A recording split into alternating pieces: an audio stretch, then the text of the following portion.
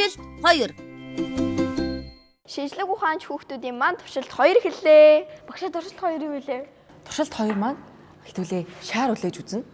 Сая хэдүүлээ бодисын туршилт хийхэд хий үүснэ гэж багш хэлсэн тийм үү? Тий.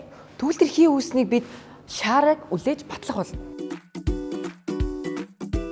Үлээгддэг шаар. Ижид гэмээр шаар өөрөө үлээгдэж болдог шинжлэх ухааны туршилтыг одоо хийж үзье. Уруу шилэнд уксус, хүнсний сод хийвэл шаар өөрөө дээш хөөрч байгааг харцгаана. Яагаад гэж бодож байна хүүхдүүд ээ?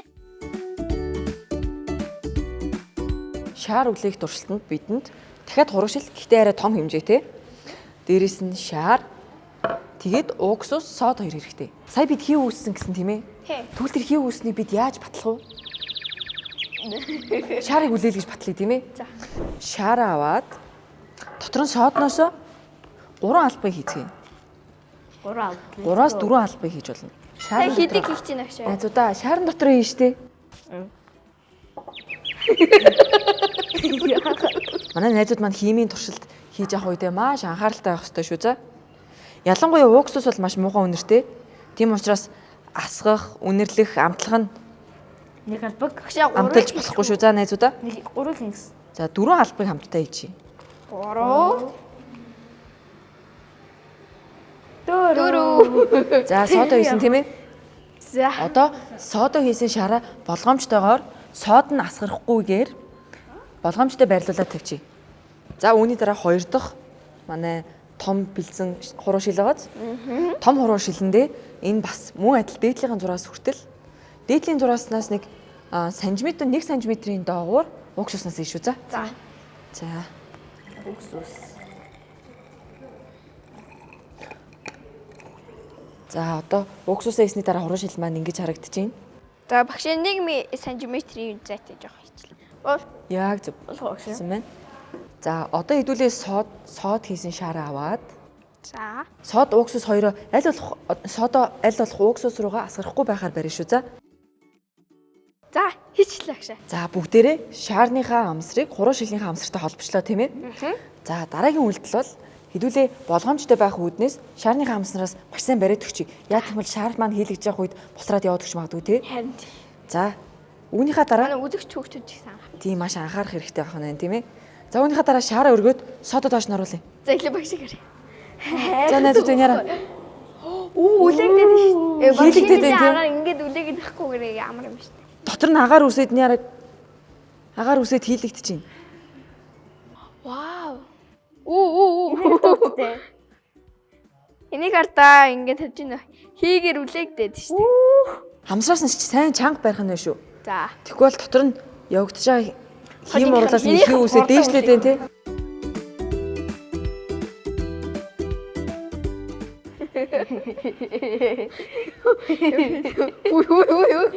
За ингэ хий үсээд байна тий найзуудаа. За тэгэхээр шаараа мултрахаас сэргийлж маш сайн барьж өгнө шүү. Багш энэ төрсөдөр бөмбөлөг шиг харагдаад Харин байна. тийм байна тий. Хуруу шилэн дотороо хардаа дотор нь юу явагдаж байна? Тэ нөгөө нэг бөмбөлөг үс. Хийм урал явагдаад байна тий. Тэг хүүхдүүдэд чам горихгүй л асгав ш. Багшаа энэ ид шийдчийг үнэхээр сони юм а тий. Тийм байгааз. Шинжлэх ухаан гэдэг яг ийд шийдчиг байгааз. Хэдүүлээ сая хий үсэн гэж ярьсан бол энэ туршилтаар хий үснийг нь баталж шаараа үлээж чадлаа тийм ээ. Багш энэ дотор нь агаар орсон гэсэн үг юм уу? Яг зөв. Сод болон уксус дундаас химийн уруулын дүнд агаар үсэж шаар маань хийлэгдлээ тийм ээ. Look at this guys. Болгоомж Хиний шаар хамгийн том болсон бэ? Миний тэ ямар сони юм бэ те агшаа өөрөө шаар хийлэгдээд. Чаараа зүгмэл ингэж хийлдэг үсттэй. Тийм тийм. Ингээд шууд ингэж Шууд ингэж байжсэн чи дүн хэлээ. Тэгэхээр хэрвээ шинжлэх ухааныг сайн мэддэг байх юм бол ямар ч ажлыг хөнгөвчилж болох нь тийм ээ. Багш энэ хамгийн дандаа хэр том болох юм? Содны хэмжээ болон уксусны хэмжээ хэр их байна? Шаар маань ч гэсэндээ төдий чинэл томорно. Энэ удаад шидэтийн тусламжтайгаар шаар хийлэгдлээ. Очроо уран хоёр маань ч гэсэн хатуу, шингэн, хий гэсэн 3 ялгааг ойлгоод авлаа шүү дээ. Шинжлэх ухаанч хүүхдүүд дүүдүүгийн цаг нэвтрүүлэг. Нэвтрүүлгийн хамтран ажиллагч дүүдүү шинжлэх ухааны музей. За бид сая бодисын шин чанарыг таньж мэдсэн тийм ээ. Харин энэ туршилтаараа бид бодисын химийн уралд орох шин чанарыг мэдэж авлаа. Тийм үү? Тэгвэл дараагийн туршилтаар бид бодисын нэгтийг мэдэж авна. Бэлэн хүүхдүүд ээ. Билээ. Шинжлэх ухаанч хүүхдүүд. Туршилт 3. Шинжлэх ухаанд хүүхдүүдийн туршилт 3. Өнгөт бороо. Өнгөт бороо. Хүнсний будаг, ургамлын тос, ус ашиглаад өнгөт бороо хэрхэн үүсгэж болох вэ? За өнөөдрийн манай 3 дахь туршилт бол та хоёрын хэлсэн зөв өнгөт бороо байгаа.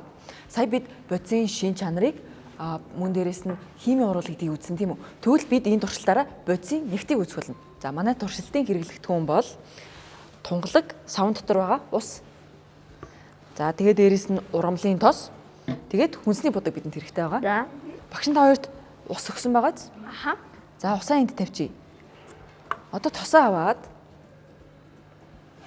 аягныхаа 3-ны 2 хүртэл намттай тосноосоо хийшүү за. За. Буруу шилэнд эхлээд тосоо хийн. Энэ аян цоорхоо явах. Багшаа хурдлаа тосч асгараад. Ямар азар надад таараагүй. Тэсвэрээ тараагүй. За одоо тосоо хийсэн тийм ээ. Аха. Одоо тосон дээрээ 2-3 тусал хүнсний будагнаас нэмж өгье. Дээрээс нь будагтай ус тусаагаарай. Будаг ус нь дуусч тосоор дамжих үед өнгийн бороо мэд бууж байгааг харж болно. Гой өнгийн болохын тулд багш нь хоёроо ч гэсэн ногоон өнгөнөөс хийж. Вау. Үений хар Чамдус цэнхэр өнгө хийж. Та хоёр юу ажиглаж байна найзуудаа? Хэрвээ усан дотор будгаа хийсэн бол яах байсан бол уус нөгөө тарах юм бол уусаа тархаа явчихна тийм ээ. Тий. Гэтэл тосон дотор тэхгүй байх тийм үү? Яг бөмбөг л үлдсэн ба штэ. За одоо хэдүүлээ тэгвэл усан дотроо будагтай тосоо хийгээд юу болох нь харах уу? Тэгээ. За 1 2 3 Оо. тэр манай урангийн карта яг бороо орж ин тий? Йоо яа өнгөт бороо ой. Яагаад гэвэл ургамлын тос болон усны нягт шинж чанар нь өөр болохоор тэдгээр нь хоорондоо огт холилддгүй юм шүү дээ. Энэ нь бодис бүрийн шинж чанар хоорондоо ялгаатай байдгийг харуулж байна. Үнэхээр өнгөт бороо юм аа. Дээр нь тосны үе үүссэн байна тийм үү? Тийм ээ. Доор нь усны үе байна. Усны Усны үед үе рүү сая будаг маань яасан бэ? Орсон. Ороод тэгээд ингээд тархсан. Тархаад ууссан тийм үү? Багш энэ доотлыг энэ нөгөөний тосныхон доотлыг харангуут яг нөгөөний бөмбөлгүүд байгаад юм. Өнгөлгүүд байна тийм ээ. Устоосоо яагаад толтойг юм бол? Адилхан шингэн зүйл. Адилхан шингэн зүйл болохоор уу? Тос нь болохоор нөгөөний юу арай Тэгвэл ундаа ус хоёр адилхан шингэн зүйл тийм үү? Тэр хоёр холилдох уу? холилтон. Тэгвэл яагаад устоос хоёр холилдог юм болоо? Тос нь арай өөр нэг юм юу өөр шинжтэй гэдэг юм Өөр байна. юм агуулсан. Та хоёр яг зөв бодож байна. Өнөөдрийн манай туршилт юу вэ? Нэгт тийм үү? Тос ус хоёр нь өөр нэгттэй. Ус болохоор илүү тосноос хүнд нэгттэй учраас хүнд зүйл нь мэдээж доор байна тийм үү? Тэгвэл тос маань илүү хөнгөн нэгттэй учраас дээрээ тонж үлдсэн байна гэдгийг бид туршилтаараа харлаа тийм ээ. За мөн дээрээс нь ус маань туйлтай баггүй юу? Түүний химийн бүтц нь туйлтай.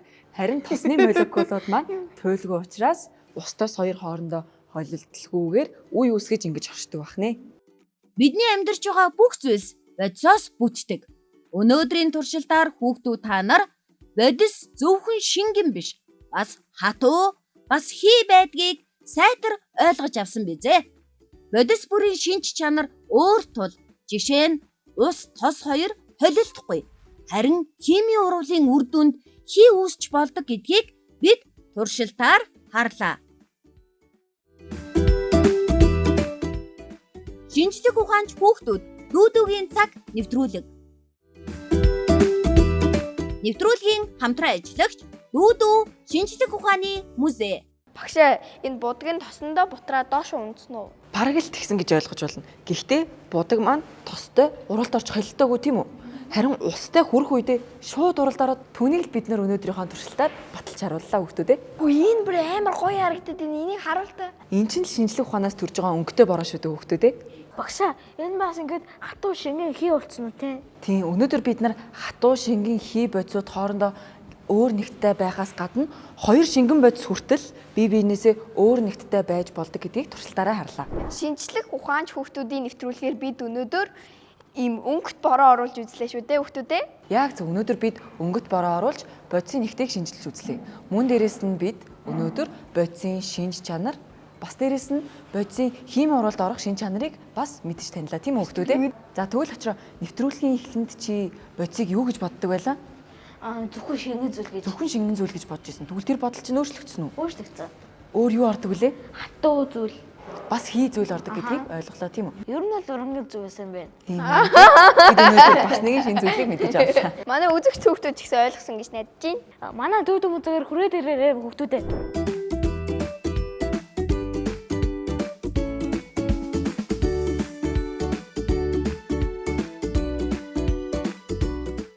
Баярлалаа агшаа, баяртай. Баяртай. Бид шинжлэх ухаанч хүүхдүүд.